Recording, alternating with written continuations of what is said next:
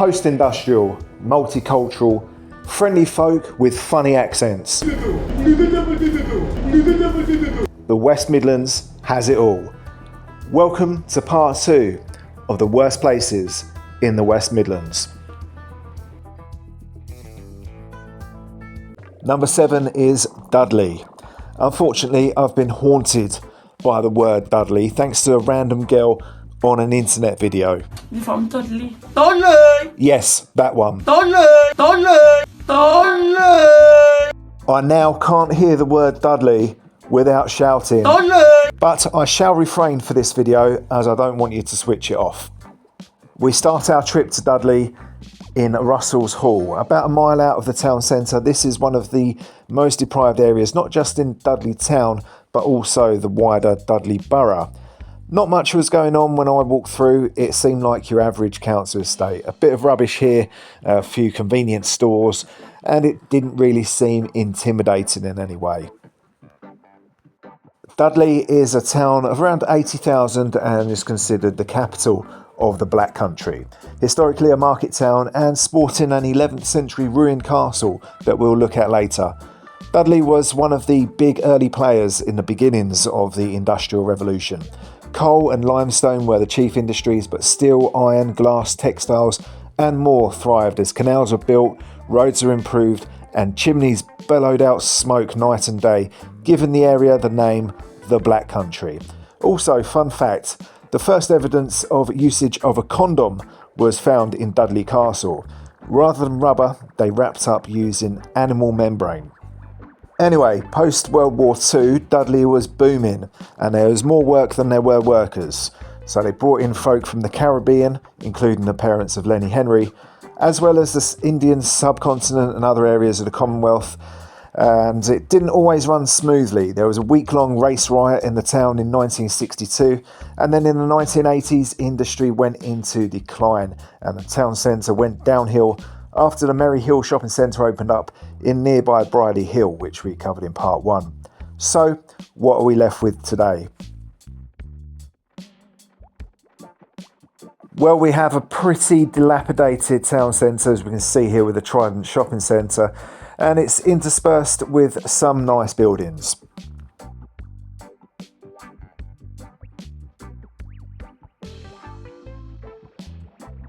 Like the town hall here and the Saracen's Head pub, that pub is still open, as is Fun City, but the old Glasshouse sports bar is permanently closed. The Fountain Arcade shopping centre started off alright, but it ended pretty badly. Out on the other side, and we have the Gone Marché. This is the marketplace with the centrepiece being the Earl of Dudley fountain. Marketplace is the place where they have the market. Yep, some groundbreaking journalism there. And we have here the Plaza Mall alongside extra mega bargains. Duncan Edwards was a Dudley lad who played for Manchester United in England, one of the Busby babes who tragically lost his life in the Munich air disaster in 1958. He was just 21 at the time. In fairness to Dudley, the town was quite busy and the Castle pub had an impressive amount of inebriated folk for a weekday afternoon. The nice house here at the bottom of Castle Street stands in contrast to the area around it. 4 or 5 shops here on the bounce, and the only one open is a large carpet shop. This is right by the bus stop between the marketplace and the castle. This should be the perfect place to have shops, but it's just, wait, orange chip maker. Interesting. Right, we're not giving up on Dudley yet. It doesn't look particularly interesting here. There's another Wilko gone, and this apparently is King Street. Oh, what do we have here? Bunny's Gentlemen's Club, playing hip-hop, Bhangra, R&B, house, Afro beats and more.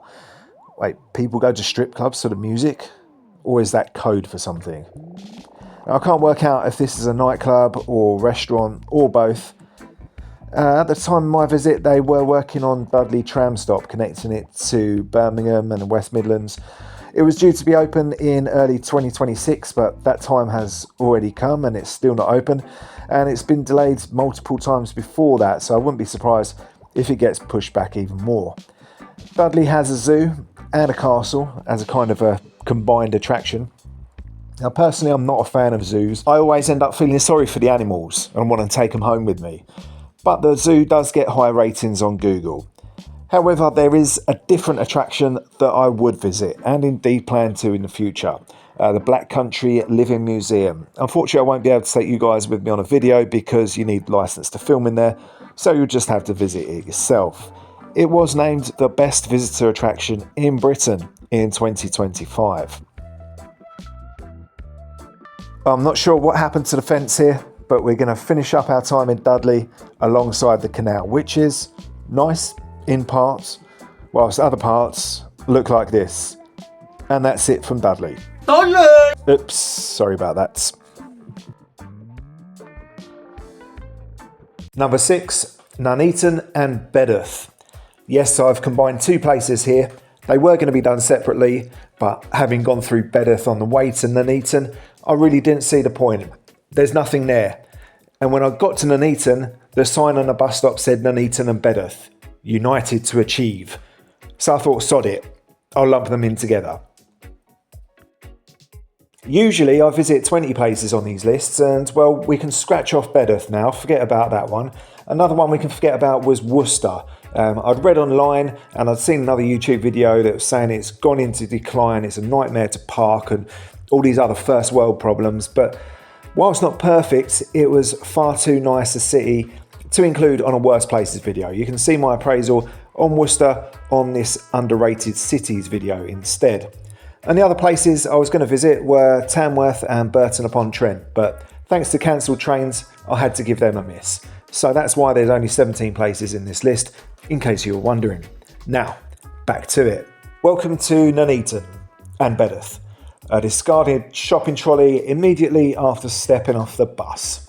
Nuneaton is a town of about 89,000, while Bedworth is about 31,000. Former industrial towns just the other side of the M6 north from Coventry. Nuneaton is the most dangerous town in Warwickshire and Bedworth comes in second. Abbeygate's shopping centre in Nuneaton town centre is tired to say the least. According to Google reviews, this shopping centre once had an indoor market and it was bustling back in the day. We've heard that a few times before, haven't we? The town centre, in fairness, wasn't a ghost town like some others are. The statue here is of author George Elliot, probably Nuneaton's most famous daughter. She also has a pub named after her, which I wrongly assumed was a Wetherspoons. The empty Debenhams takes up a huge amount of space in the dead centre of Nuneaton. It is going to be converted into flats soon, but for the meantime, at least the space has been brightened up a bit with street art of people from Nuneaton. And on the other side of it, we've got Fox, Larry Grayson and filmmaker Ken Loach, who were born in Nuneaton. Well, Larry Grayson and Ken Loach were anyway. I'm not sure about the Fox. Anyway, the street art here on Back Street isn't saving this mess.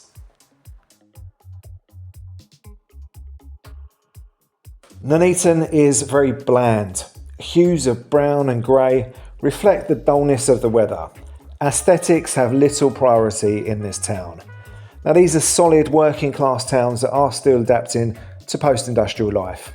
There's 1,000 towns like Nuneaton and Bedworth up and down the country. Now, I'm sure the people are down to earth, genuine folk with a great sense of humour. It's the place that's the problem, not the people. It's uninspiring and it's just boring.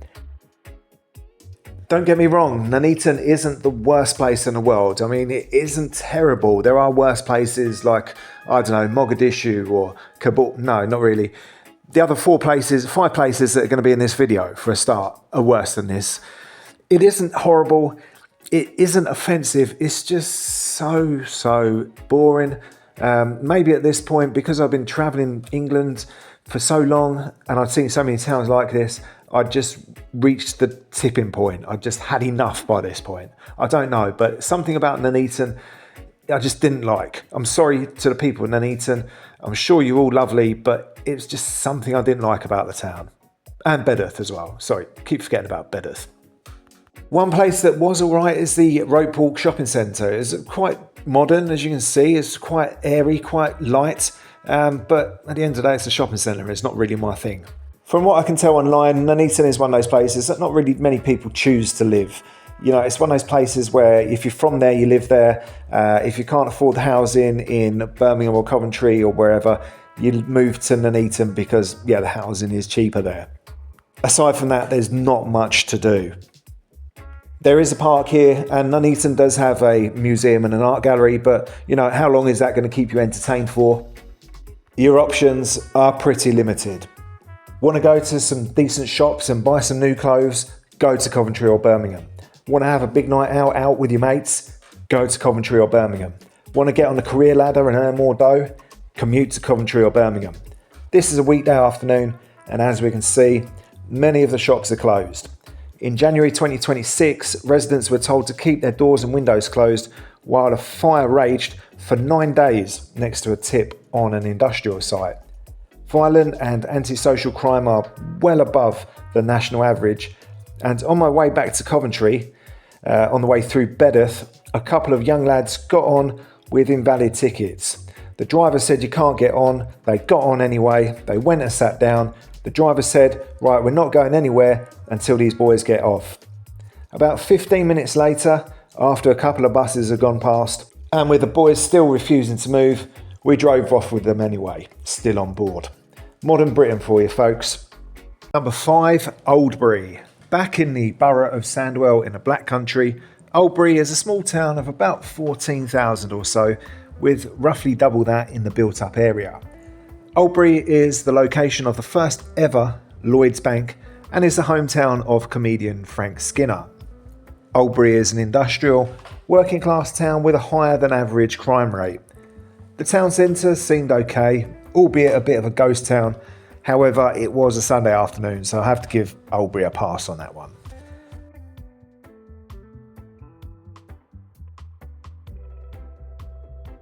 An amusing sign at the pub. Lots of shuttered down shops, Sainsbury's supermarket that I initially thought was a mosque, and appropriately next we have a Mecca bingo. It's not very exciting folks, I'm sorry. Lately in Oldbury, in the news, there have been protests at the Ibis Styles Hotel over the hotel housing migrants. In summer 2025, a Sikh girl was raped by 2 white men in what police said was a racially aggravated attack in Oldbury. A few months later, an Asian man was arrested for the murder of a 19-year-old white girl. This so-called man had already had convictions for rape and manslaughter in the past. Honestly, just throw away the key. And in December, a man was arrested for murdering a woman. For such a small town, this is alarming.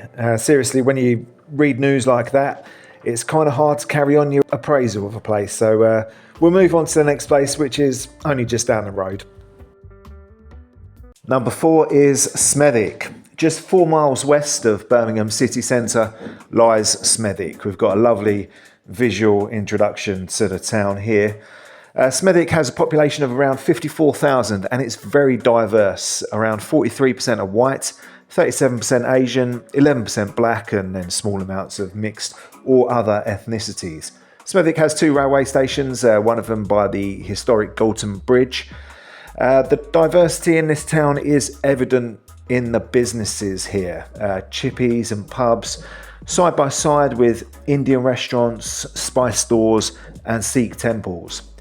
Like Dudley, Smethwick had its issues assimilating Commonwealth citizens post-war. The same 1962 riots affected the town, and a Conservative MP was elected after a campaign slogan of, "If you want an N-word for a neighbour, vote Labour." As a region, the West Midlands has more Sikhs than anywhere else in the UK, and there are more within the borough of Sandwell, which is where Smethwick is, than anywhere else in the West Midlands. The first Sikhs started settling in Smethwick in around 1917, many of them veterans of World War I. The statue here, called Lions of the Great War, commemorates those Sikhs that served in the British Indian Army.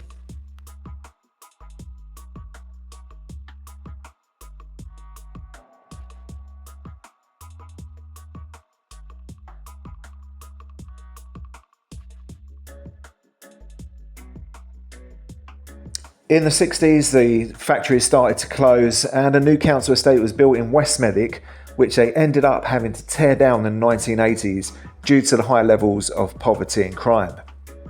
Time to check out the rest of the town then, with a quick look around the back streets. Now, Smethwick is considered a deprived area with a pretty high crime rate. The council house here is the town council office on the high street, and the small local museum here can be found just off the high street in Victoria Park. This was a Sunday, so I won't judge the amount of shuttered down shops, and as Sunday is a day of rest, I do think it was fantastic that somebody had left out a sofa to relax on. Windmill Shopping Centre has Asda, Matalan, a gym and all that jazz. The Grade 2 listed Waterloo Hotel is currently closed, but the African restaurant across the street seems to be doing quite well, which is impressive really when you consider that that used to be a Wetherspoons and they closed that down, I believe, sometime around a decade ago. I'm not going to sugarcoat it. Smethwick has a lot of rubbish floating about, and a big proportion of the shops are boarded up or the usual tat, phone shops, vape shops, etc. The Victoria Suite Cinema has been closed for years and was subject to an arson attack in 2024, which has destroyed the inside of the building. All the places of worship are covered in Smethwick. I was asked why I was filming this mosque by an aggressive local. Back in the town centre, more vandalism at the bus stop.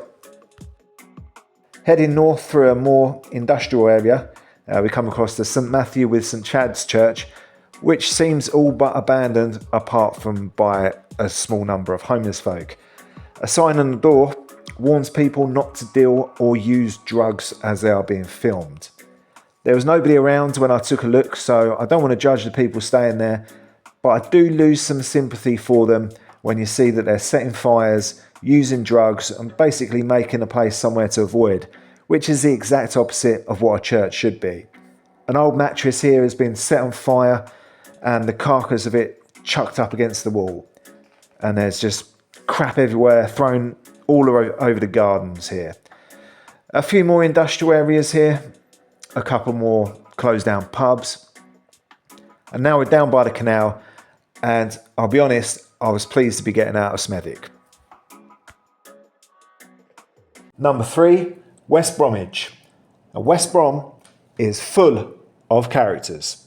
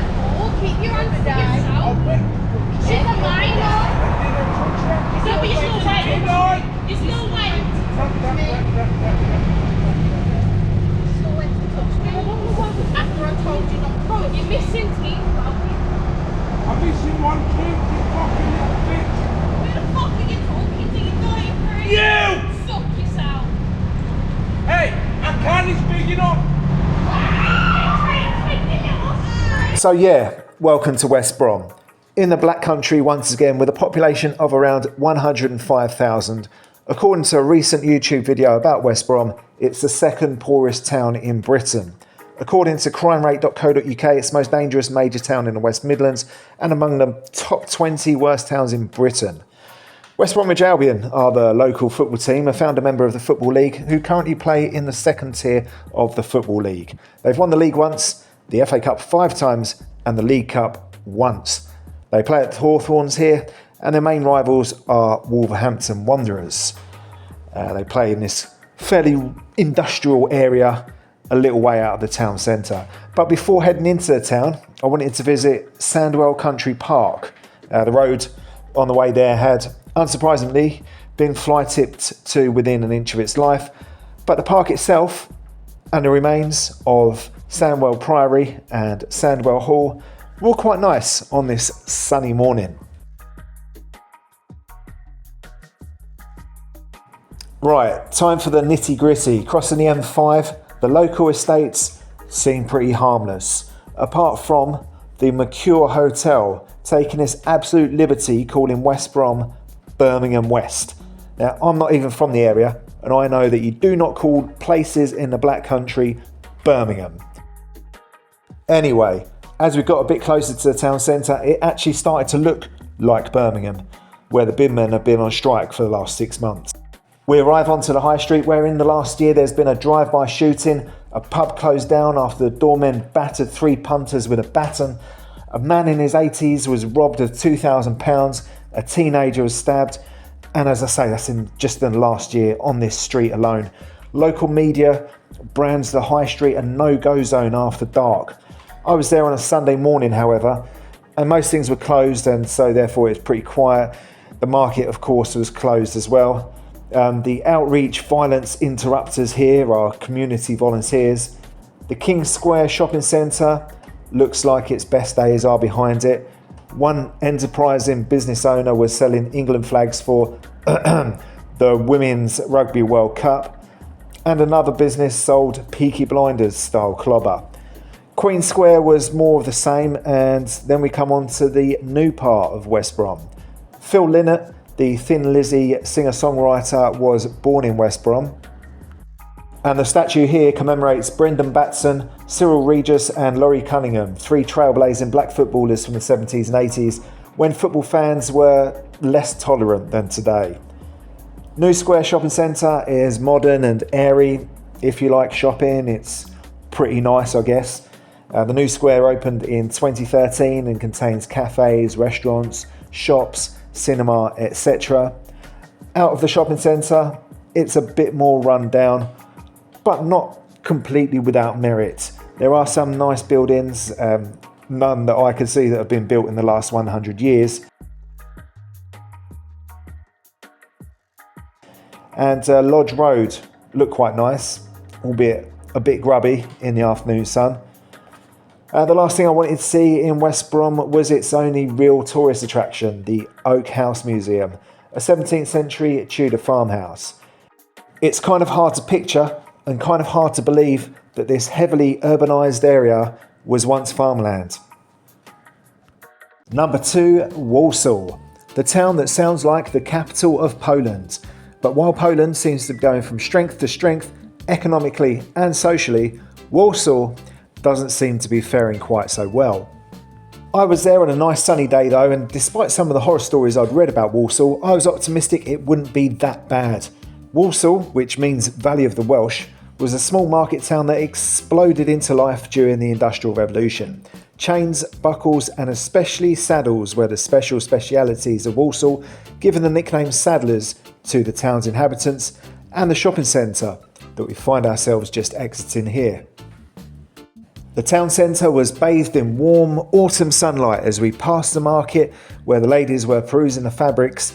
Sister Dora was the first statue of a woman, monarchy aside, in Britain, considered to be Britain's answer to Florence Nightingale. The Victorian Arcade looks okay, and the Butcher's is very popular.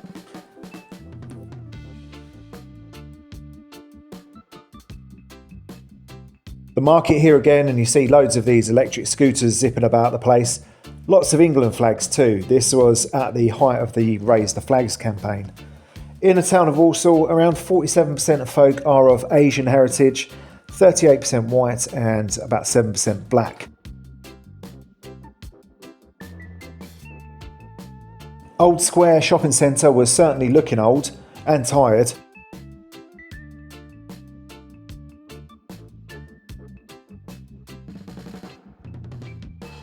There's a few nice boozers around, and you're probably wondering at this point, what is the issue with Walsall? There's even a nice church on a small hill here where you can look out all over Walsall. If you ignore this bit of fly tipping and stick to the right places, you could come out of Walsall with quite a nice positive general perception of the town. Like West Bromwich, there's also a country park in the town, and like West Bromwich, very nice it was too, especially in the sunshine. This park was originally built in Victorian times to give people something to do other than bull baiting, dog fighting and cockfighting. But enough of the cock and bull stories, it's time to head to what is dubbed one of the worst estates in the whole country. Blakenall made national headlines a couple of years back when kids ripped apart a live pigeon and threw it in a shop. Arson, fly tipping, motorbikes being ragged up and down, a ridiculously high crime rate. Unfortunately, I couldn't film much in Blakenall because there was always people watching me. Like every time I went to film something, there was someone there walking in the street looking at me or looking out the window of the houses. It's definitely not somewhere you go on your own after dark, much less with a camera. In fact, this is the only place that I felt it was unsafe to film, and I've been all over Britain, London, Manchester, Glasgow, Newcastle, Liverpool, you name it. This was the only place. I headed back down to the town centre via Bloxwich, which, again, according to the crime stats, is a sketchy old place, but after Blakenall it felt like Beverly Hills, to be honest. Alright, maybe not Beverly Hills, but it was a step up from Skid Row at least.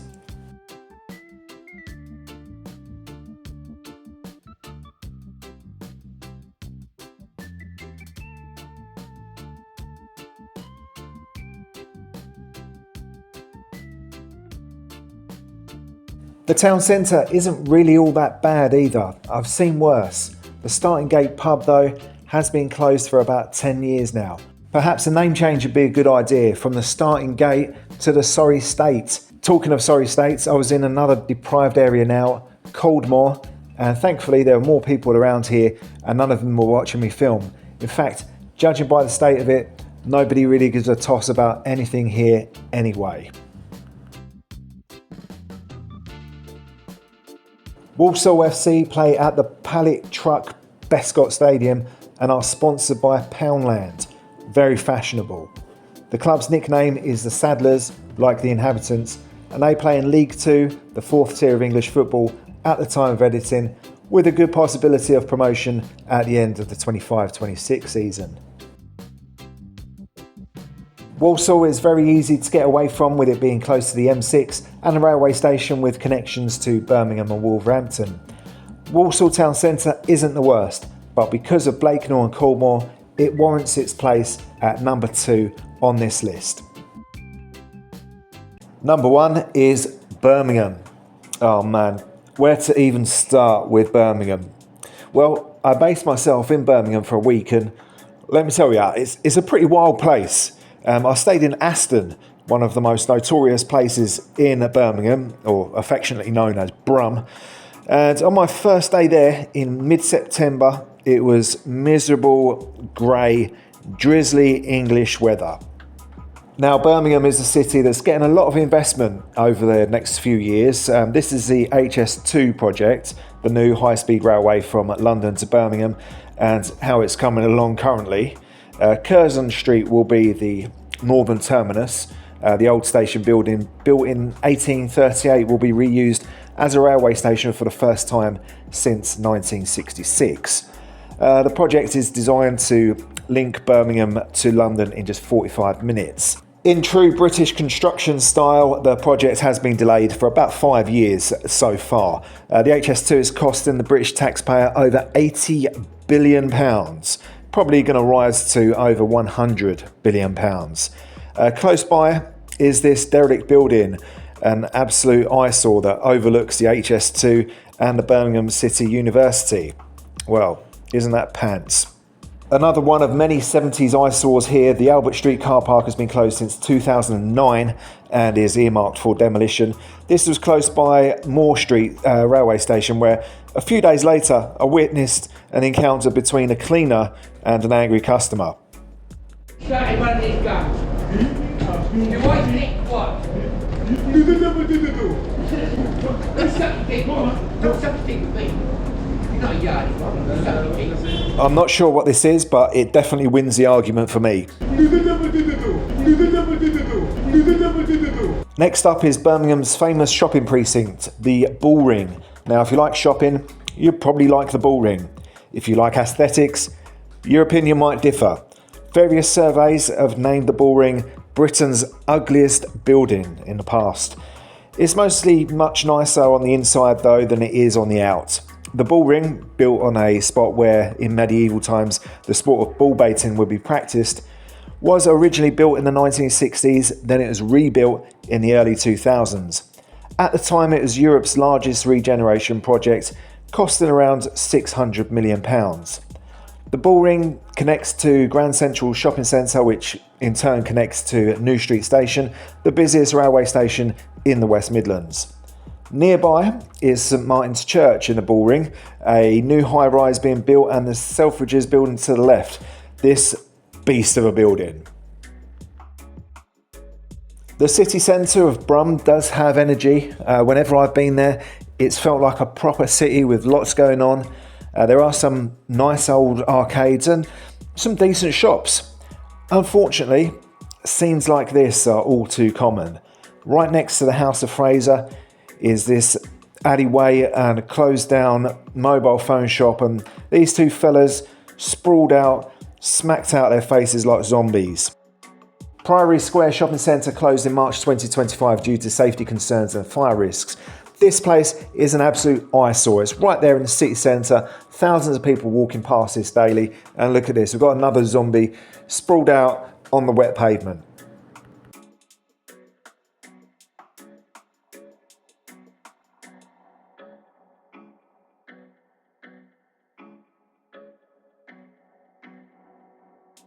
As it was raining, I decided to take a bus ride to keep dry and view the city from above. Now, much of Birmingham was redesigned in the 60s and 70s, and it shows. Victorian buildings were bulldozed to make way for carbuncles and flyovers. Motorists were prioritised over pedestrians. The city still shows scars of this today. The 70s weren't just bad for the city's design. Industrial decline in what was once called the City of a Thousand Trades hit the city hard. Reasons for this are similar to other post-industrial cities, but if you want to go down a rabbit hole, there are many Birmingham folk who believe the downfall of the city has been orchestrated by central government who didn't want Birmingham to compete with London. Birmingham Cathedral is here, a homeless person in a tent just outside. Birmingham was heavily bombed in World War II. The Tree of Life sculpture is dedicated to the memory of the 2,241 people who lost their lives during that time. Birmingham is a bit of a confusing place. Somehow we ended up walking onto this police station, but there was a good view from up there at least. Sadly, the view at street level isn't so great. There's litter everywhere, but we'll come back to that later. My favourite part of Birmingham is around Victoria Square. This here is the town hall built in the Roman style in the 19th century. The council house building contains Birmingham Museum and Art Gallery, and why not, here's another view of the town hall.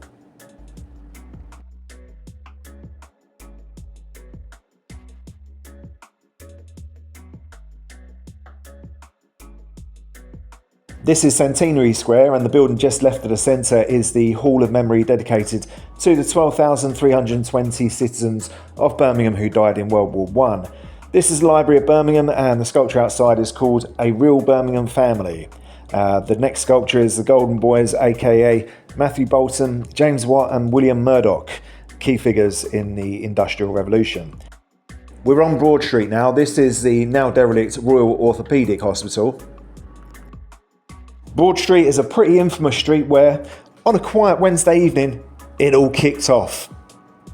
Now, I've already covered this scrap on another video, which I'll link in the description and in the comments, so without spoiling it for you, I'll just say that these two coked up wannabe hooligans got dealt with. And that was the first day in Birmingham. The next day I thought I'd struck it rich, but it turned out to be prop money, probably used for a rap video. Birmingham famously has more canals than Venice. Back in the day, these canals would have transported coal, iron and textiles. Okay, it's not as glamorous as Venice, but the jewellery quarter is worth a visit if you're in the area. Most of the old buildings have been spared, and the area has the highest concentration of jewellers in Europe. By contrast, on the other side of the niceness scale, we have Aston, which is mainly industrial and with some nice spots like the Aston Parish Church here and also Aston Hall. And it's right next to Villa Park, the home of Aston Villa Football Club. Villa have won 7 league titles, most recently in 1981. They've won the FA Cup 7 times as well, and the League Cup 5 times. They also won the European Cup in 1982. At the time of editing this video, they're having a good season. They're in 3rd place, both in the Premier League and the Europa League. Back to the surrounding area then. Aston is one of the more notorious areas of Brum. High crime rates, gangs, shooting, it all goes on. And as we can see, there's garbage all over the streets. Let's go to a nicer part of town, Edgbaston. Edgbaston is a nice suburb of Birmingham at the end of the West Midlands metro line. Famous for its cricket stadium and Edgbaston Village, which according to its website is one of Birmingham's top lifestyle spots with boutique shopping, independent cafes and award-winning dining. Back over the other side of town, this part is called Nechells.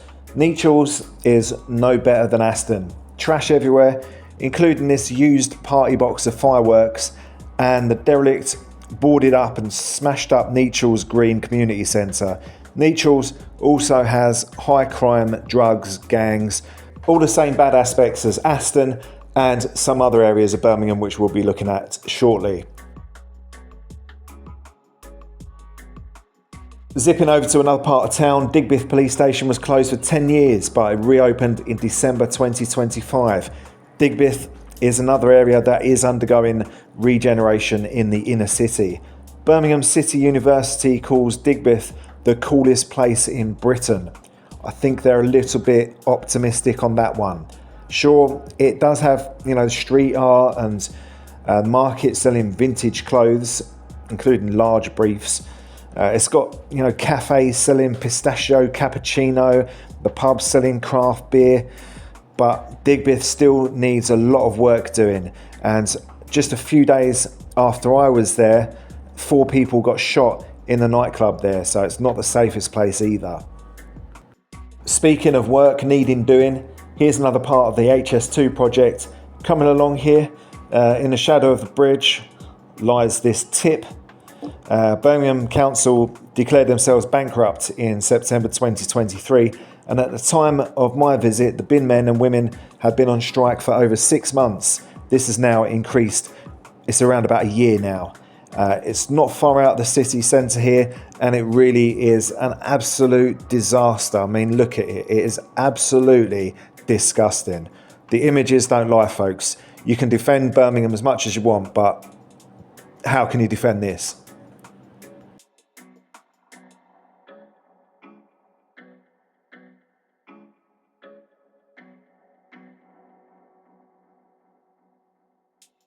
Small Heath is the next area, the home of Birmingham City FC. Someone had been enjoying the laughing gas here, right next to the primary school. Where else would you do it? Birmingham play at St Andrews, but they're planning to move out into a new stadium called the Birmingham Powerhouse Stadium by 2030. The club have won the League Cup twice, most recently in 2011, and they play in the 2nd tier of English football after winning the 3rd tier in 2025. In recent years, the club brought through Real Madrid and England footballer Jude Bellingham. We continue our walk and the rubbish just doesn't end. Welcome to Birmingham, where they use old refrigerators as rubbish bins. Through Small Heath and Bawdsley Green. In recent years, I've spent a lot of time in Mexico, Central America, Africa, the Middle East, Asia, and Birmingham is perhaps the filthiest city I've been to. I mean, why is this barriered off bizarre.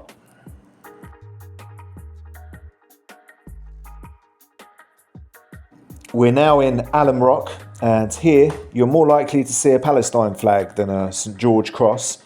A closed down pub here reflects the demographics, a majority Asian area where the majority of folk don't drink. Now, we did have some trepidation coming here. Some sensationalists have said it's a no-go zone for white people. We spent a couple of hours there, spoke to a few people, had some food, no issues at all. But of course the crime rate can't be ignored.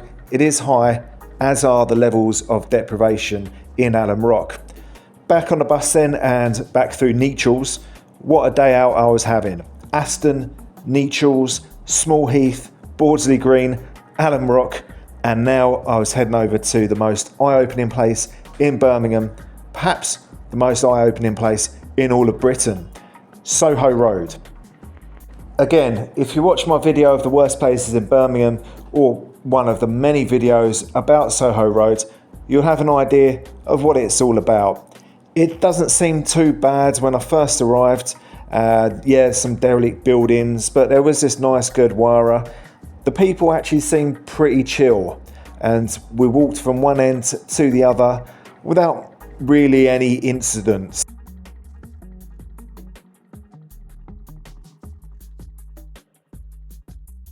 The walk back though was a bit different.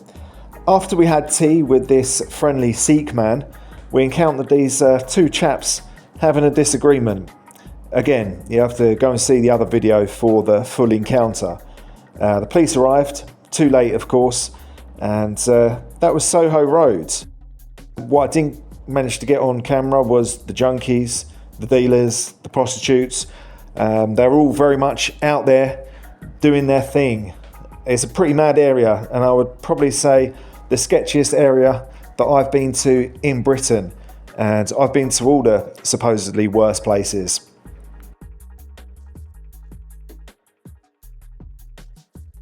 A couple of days later, I had to go through Soho Road on the bus. It almost gave me PTSD. Luckily, it was 8 o'clock in the morning and most of the mental people were still in bed at that time. Back in the city centre, the next day after we'd recovered from the shock of Soho Road, we went through some of the brutalist city centre towards Chinatown and the Gay Village.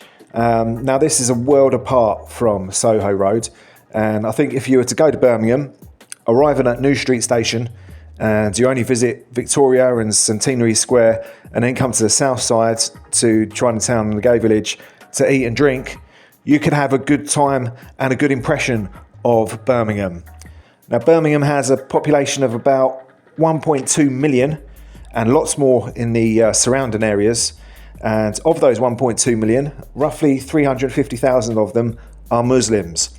So there's a lot of mosques. The mosque here was paid for by Saddam Hussein in the 80s, and it was called the Saddam Hussein Mosque. It had to change the name after the first Gulf War, but the locals still call it the Saddam Hussein Mosque. And we even visited the large central mosque with capacity for 6,000 people, where the press officer invited us in at prayer time. Birmingham is a hectic place. Being brutally honest, most of it is pretty ugly. It does have a few nicer, pockets of beauty. I know I'm going to make enemies in the comment section here, but for me, it is the worst major city in Britain and the worst place in the West Midlands, obviously. The crime levels and the garbage and the deprivation are ridiculous. It feels a lot less safe than other major cities in Britain. By some metrics, it's the most dangerous city in all of Europe. The refuse collectors have been on strike for a year now. The council is bankrupt. Something is seriously wrong in Birmingham. There's a lot of Brummies who are really good people. It's the city that spawned Black Sabbath, UB40, and best of all, Cadbury's chocolate. It deserves better. Brum is getting a lot of investment in the next few years. Let's hope it works out for them. Thank you very much for watching then, and I'll see you for the final region of this series. Next up is Southwest England.